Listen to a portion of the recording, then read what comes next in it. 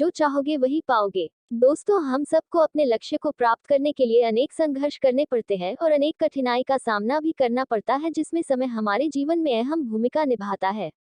आज की कहानी एक लड़के पर है जिसने एक मूल मंत्र को अपनाकर अपने जीवन को बदल दिया। एक बार की बात है, एक गांव में एक विद्वान साधु रहते थे जो भगवान शिव के बहुत बड़े भक्त थे।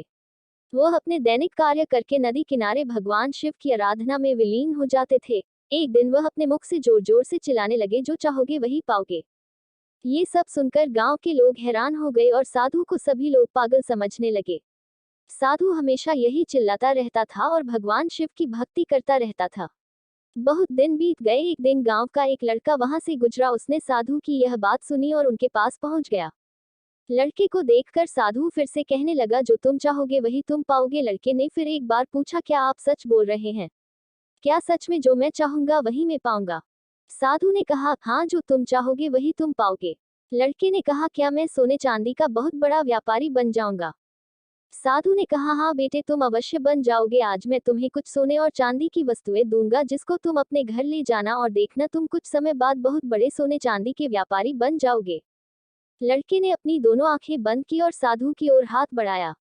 साधु ने एक हाथ लड़के का पकड़ा और कहा, ये लो बेटा, ये सोना है, इसे वक्त कहते हैं। तुम कभी भी इसको हाथ से मत जाने देना। इसका एक एक क्षण अपने लक्ष्य को प्राप्त करने के लिए उपयोग करना। एक दिन तुम बहुत बड़े व्यापारी बन जाओगे। लड़के ने कहा, और बाबा चांदी? साधु ने लड़के के दूसरे हाथ को पकड़कर कहा, ये लो, यह चांदी है।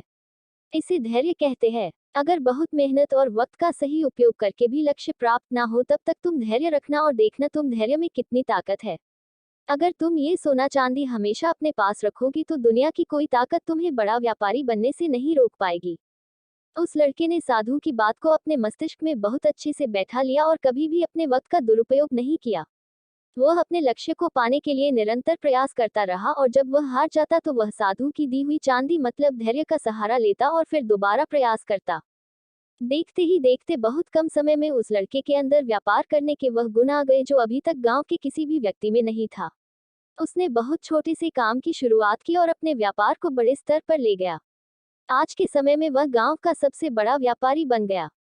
शिक्षा, समय और धैर्य वह ताकत है जिसका उपयोग करके हर व्यक्ति अपने लक्ष्य को प्राप्त करके अपने जीवन को सफल बना सकता है। निरंतर आगे बढ़ते रहना और कभी भी हार न मानना हमें अपने लक्ष्य तक पहुंचाता है। अगर आपको हमारी कहानी पसंद आई है तो प्लीज लाइक, शेयर, सब्सक्राइब और कमेंट करें। और कहानी की कौन सी चीज आपको अच्छी लगी है, कृपा करके कमेंट में बताएं। वीडियो देखने के लिए धन्यवाद।